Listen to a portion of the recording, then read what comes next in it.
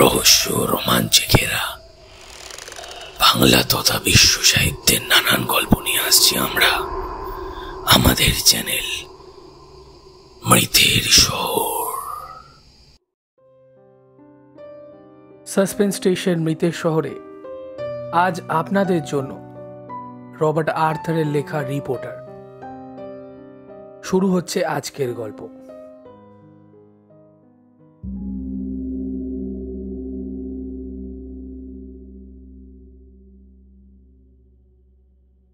কিছুতেই তাদের সময় কাটে না।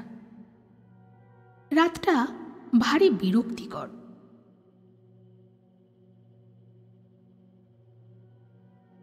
হেডকোয়ার্টারের কাগজের রিপোর্টাররা বসে আছে পুলিশি সংবাদের সন্ধানে। বিশেষ করে এক্সপ্রেস পত্রিকার রিপোর্টার ব্র্যাডলি বসে বসে অধৈর্য হয়ে উঠছে। একটা মজা না করলে, কাউকে নিয়ে মনোরঞ্জক কিছু না করলে আর পারা যাচ্ছে না। সজোরে হাত ছুঁড়ে সে বলল, চলো বুড়ো পপকে নিয়ে মজা করা যাক। পপ হেন্ডারসন রাত্রিবেলায় মর্গ পাহারা দেয়। পপের বয়স 70 ছাড়িয়েছে। হাত পা বিশেষ নাড়াতে চায় না। বুদ্ধিও যেন লোপ পেয়েছে অনেক আগেই রিটায়ার করতো, কিন্তু বেচারার বাড়িতে অনেক ঝামেলা, আর বউটাও পঙ্গু। তাই কর্তৃপক্ষ দয়া করেই ওকে রেখেছে। অবশ্য কাজটা ওর সহজই। কি ধরনের মজা করতে চাও? রেকর্ড পত্রিকার আইন আদালত বিভাগের রিপোর্টার ফার্নেস জানতে চাইল। ব্র্যাডলি তার পরিকল্পনা বুঝিয়ে বলল, কিন্তু ফার্নেস খুশি হল না। সে বলল, বুড়ো পপকে ছেড়ে দেওয়াই ভালো। ক্রনিকলের রিপোর্টার মর্গানেরও তাই মত, কিন্তু ছটফটে ব্র্যাডলি কিছু না করে থাকতে পারে না। অগত্যা তার পীড়াপিড়িতে সকলেই মত দিল। গুটি গুটি পায়ে তারা সবাই মর্গের দিকে এগোলো। বুড়ো পপ তখন তার অফিস ঘরে বসে ঝিমোচ্ছে, অপেক্ষা করছে কখন তার ডিউটি শেষ হবে। মর্গের একদিকে 20টা লম্বা বাক্স ভর্তি 20টা খোপ। প্রত্যেকটা বাক্সে একটা করে লোক কোনো রকমে শুয়ে থাকতে পারে। নড়াচড়ার কোনো উপায় নেই। অবশ্য ওখানে যারা থাকে তাদের কারোরই নড়াচড়া করার প্রয়োজন পড়ে না। সবগুলোই রেফ্রিজারেটেড অর্থাৎ বরফ আধারে রাখা, এবং সবকটাই মৃতদেহে ভর্তি। ব্র্যাডলি বলল, পপ, আমরা 11 নম্বর খোপটা দেখতে চাই। মনে হচ্ছে ওখানেই সেই হারিয়ে যাওয়া নিউ ইয়র্ক ব্যাংক কর্মীর মৃতদেহটা আছে। 11 নম্বর। পপ আস্তে আস্তে উঠে দাঁড়িয়ে ওদের নিয়ে গেল। 11 নম্বর খোপের ছিটকিনি খুলে বাক্সটাকে পুরো টেনে আনলো। তাতে চাদরে ঢাকা একটা মৃতদেহ। ব্র্যাডলি চাদরটা খুলে মৃতের মুখ দেখার ভান করল। চেহারা দেখে ওই রকমই মনে হচ্ছে। পপ, তুমি কি কষ্ট করে ফাইলটা আনবে একবার? ঠিক আছে মিস্টার ব্র্যাডলি।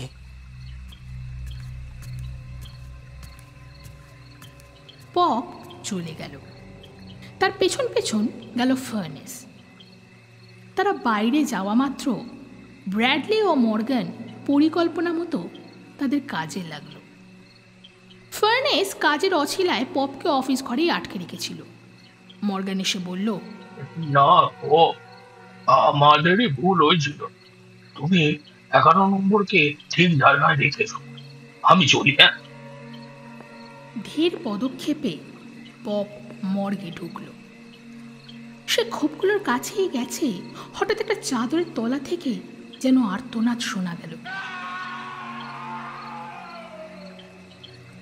সাদা চাদরে ঢাকা একটা মৃতদেহ হঠাৎই উঠে বসল। মুখের চাদর সরে গেল। অল্প আলোয় বৃদ্ধ স্থবির পপ বুঝতেই পারল না ওটা আসলে ব্র্যাডলিরই মূর্তি। আমি কোথায়? শুষ্ক শূন্য গলায় ব্র্যাডলি বলল। তোমরা আমাকে নিয়ে কি করছো? বিস্মিত বিমূঢ় পপ থমকে দাঁড়িয়ে, ব্র্যাডলির আঙুল তার দিকে উঁচিয়ে আছে। তুমি আমায় কি করছো? তুমি আমায় খুন করতে চাইছো? ব্যাপারটা খুব স্থূল জড়বুদ্ধি পপের পক্ষেও মারাত্মক হয়ে দাঁড়ালো। তার পা যেন আটকে গেছে, নিঃশ্বাস নিতে তার কষ্ট হচ্ছে। পরক্ষণেই সে উন্মত্তের মতো ছুটল। আহা ভগবান, ও বেঁচে উঠেছে! পপ চেঁচাচ্ছে। ও বেঁচে উঠেছে! পপ তার পক্ষে অস্বাভাবিক দ্রুত গতিতে ছুটছে ডিউটিরত পুলিশ সার্জেন্টের কাছে। 11 নম্বর খোপ থেকে বেরিয়ে এলো ব্র্যাডলি। হাসতে হাসতে চলল প্রেস রুমের বন্ধুদের কাছে। যদিও তার বন্ধুরা পপকে নিয়ে এরকম ঠাট্টায় মোটেই খুশি নয়। তারা দেখল পপ আসছে খিটখিটে বদমেজাজি সার্জেন্টকে নিয়ে। পপের উত্তেজিত কণ্ঠস্বর শোনা যাচ্ছে। সত্যি বলছি, মোড়াটা উঠে বসলো, আমার দিকে যে কথা বললো। তারা মর্গে ঢুকল। বেরোলো তার কিছুক্ষণ পরে। সার্জেন্ট ক্রুদ্ধ। সে পপকে যাচ্ছে তাই রকমভাবে গালাগালি করে যাচ্ছে। রিপোর্টারদের সামনে দিয়ে যাবার সময় সে জ্বলন্ত চোখে তাদের দিকে তাকালো। বেচারা পপ আরও হতবুদ্ধি, আরও মন্থর। ব্র্যাডলির ওপর বিরক্ত হয়েই চলে গেল মর্গান আর ফার্নেস। ব্র্যাডলি একা বসেই সিগারেট টানছিল। যারা ঠাট্টা পছন্দ করে না তাদের আমি দু চোখে দেখতে পারি না। পপ তার কাছে এসে নিরীহ স্বরে বলল, আপনার ওরকম করা উচিত হয়নি মিস্টার ব্র্যাডলি। এতে আপনার ক্ষতি হবে। একে সার্জেন্ট আমায় দেখতে পারে না, আমার নামে লাগায়, তার উপর এরকম ঠাট্টা ওর পছন্দ নয়। ও বলছিল আপনারা এসব করেছেন। এরকম হলে সার্জেন্ট আমার নামে রিপোর্ট করবে, আমার চাকরি চলে যাবে। আপনি আমাদের মতন সামান্য লোকের সঙ্গে এরকম ঠাট্টা করবেন না মিস্টার ব্র্যাডলি। বিরক্ত ব্র্যাডলি এবার পথে বেরোলো। বাইরে খুব অন্ধকার, ভীষণ ঠান্ডা। পপকে নিয়ে মজাটা তেতো হয়ে গেল। আর কাউকে নিয়ে একটা মজা করলে মন্দ হয় না। পথে চলতে চলতে ডক এলাকার কাছে একটা বারে সে ঢুকল। জায়গাটা ছোট্ট, নোংরা মতো।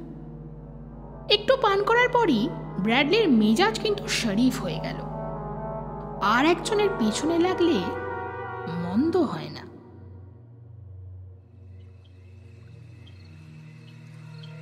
রাত গভীর, বার প্রায় খালি। শুধু দোকানদার, সে আর গাঁট্টা গোট্টা বেটে খাটো একটা লোক। বোঝাই যায় জাহাজে জাহাজে ঘুরে বেড়ায়। লোকটা মনের আনন্দে মদ গিলছে। ব্র্যাডলি ভাবল ওই জাহাজিটার পেছনেই লাগা যাক। নিচু হয়ে জুতোর ফিতে খোলার ভান করল ব্র্যাডলি। তারপর জুতোর গায়ে দেশলাই কাঠি ঘষে আগুন জেলে লোকটার পায়ে ফেলল নিচু হয়ে। চমকে চেঁচিয়ে উঠল লোকটা। তার জুতো মোজায় আগুন লেগে গেছে। সে এক পায়ে লাফাচ্ছে আর এক পায়ে আগুন নেভাবার চেষ্টা করছে। ব্র্যাডলি আর হাসি চাপতে পারল না।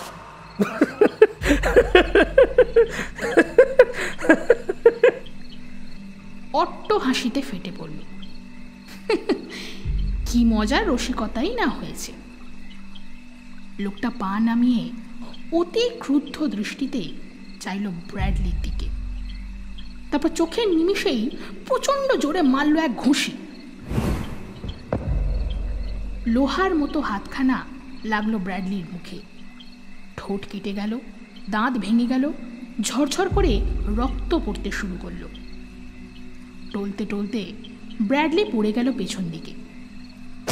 ঘাটটা পাশের কঠিন রেলিংয়ে লেগে যেন ভেঙে গেল।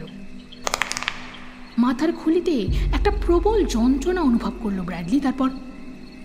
তারপর সব আলো নিভে গেল। লোকটার চোখে তখনও বিদ্বেষ। ব্যাটা আমার পায়ে আগুন দিয়ে মজা করতে চেয়েছিল। দোকান মালিক বলল, তুমি যা একটা ছেড়েছো না মাইরি, ব্যাটা মরার মতো শুয়ে আছে। মুখে একটা ছোট্ট ঘুষি চালিয়েছি, তাতেই দুটো দাঁত ভেঙেছে। ব্যাস, আবার এরকম করতে এলে বাছাধনের মনে থাকবে মারটা। হ্যাঁ, কিন্তু ওর মাথাটা কেমন যেন বেঁকে গেছে মনে হচ্ছে। বার মালিক ঝুঁকে ব্র্যাডলির নাড়িটা দেখল, বুকটাও। তার মুখ ভয়ে সাদা হয়ে গেল। লোকটা মারা গেছে, শুকনো গলায় বলল সে। একেবারে বরফ হয়ে গেছে। মরে গেছে? বেটে লোকটা অস্থিরভাবে হাত নাড়ল। মাইক, এটা একটা অ্যাক্সিডেন্ট। আমি এমন জোরে মারিনি যে লোকটা মরে যাবে। তুমি নিশ্চয়ই বুঝতে পারছো এটা স্রেফ একটা অ্যাক্সিডেন্ট। হ্যাঁ, ঠিক ঠিক ঠিক। না না, এটা অ্যাক্সিডেন্ট ছাড়া আর কিছুই নয়। বার মালিক ছুটে গিয়ে দরজায় তালা চাবি দিল। বাইরের সব আলো নিভিয়ে দিল নিমেষে, ভেতরের আলো কমিয়ে দিল। তারপর এলো ব্র্যাডলির কাছে। অপর লোকটিকে বলল, বুঝলে হে কিড, এরকম খুন জখম ভালো নয়। পুলিশগুলো এমনিতেই পেছনে লেগে আছে, আর খুন জখম হলে তো কোনো কথাই নেই। তাছাড়া তুমি তো জোর মারদাঙ্গা করে দুবার শ্রীঘর ঘুরে এসেছো। আমি জানি।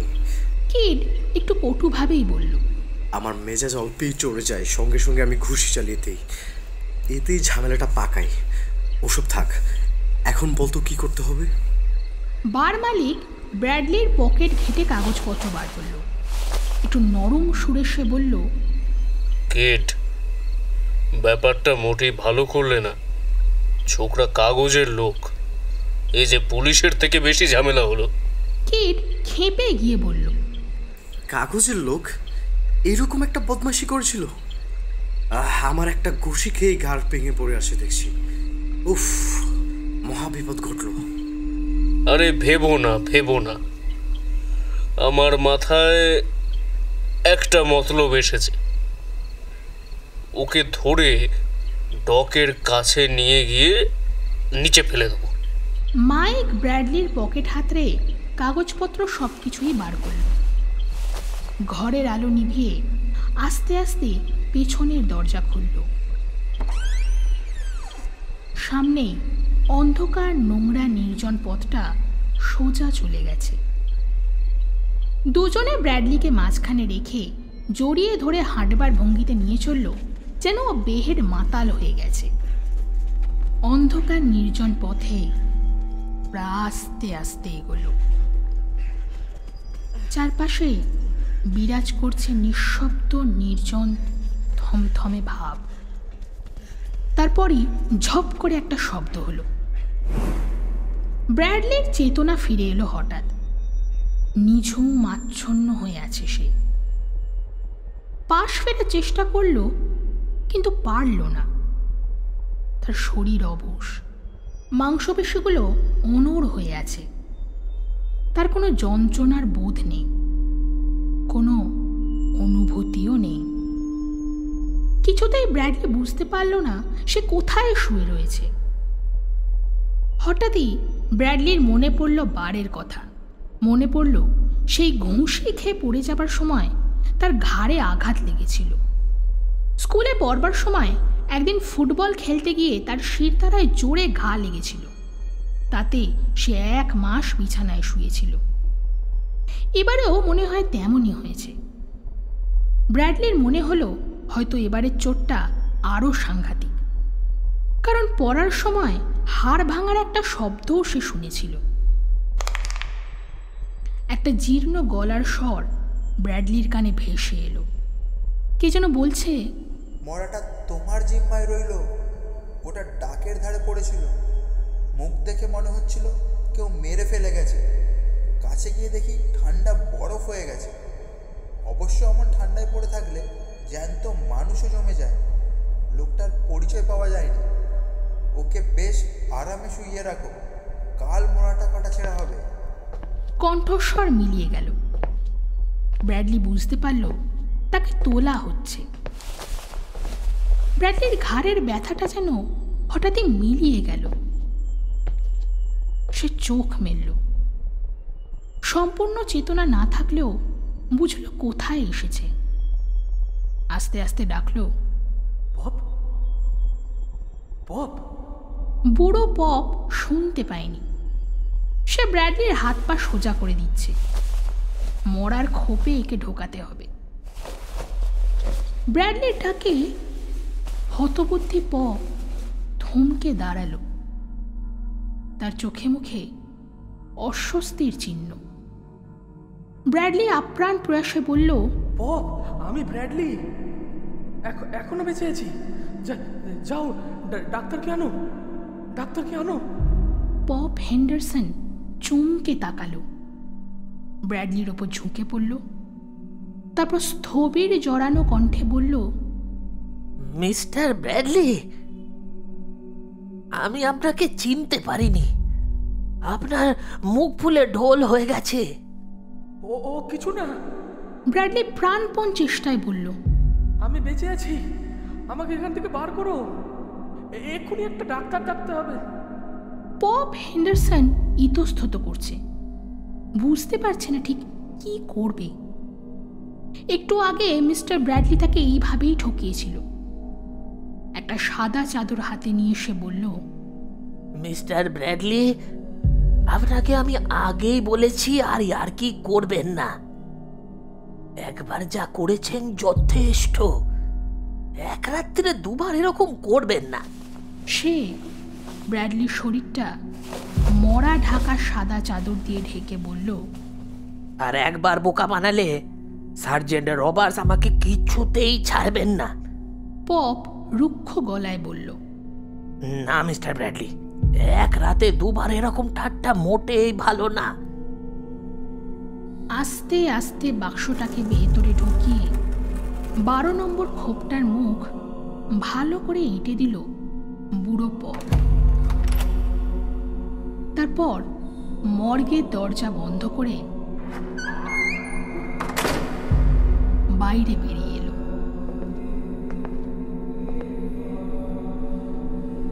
এখন অফিস করে বসে ঝিমোচ্ছে বুড়ো পপ।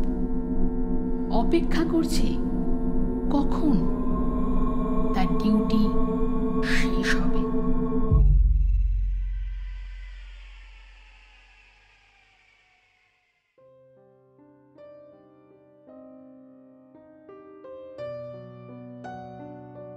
শুনছিলেন আমাদের আজকের গল্প রিপোর্টার। রচনা রবার্ট আর্থার। ব্র্যাডলি ও পপ হেন্ডারসনের ভূমিকায় সুপ্রতিম, মাইক ও মর্গানের ভূমিকায় রুদ্রনীল, কিডের ভূমিকায় জুবায়েদ, ফার্নেস ও আগন্তুকের ভূমিকায় সমীর। গল্পের কথক আমি শুভপ্রিয়া।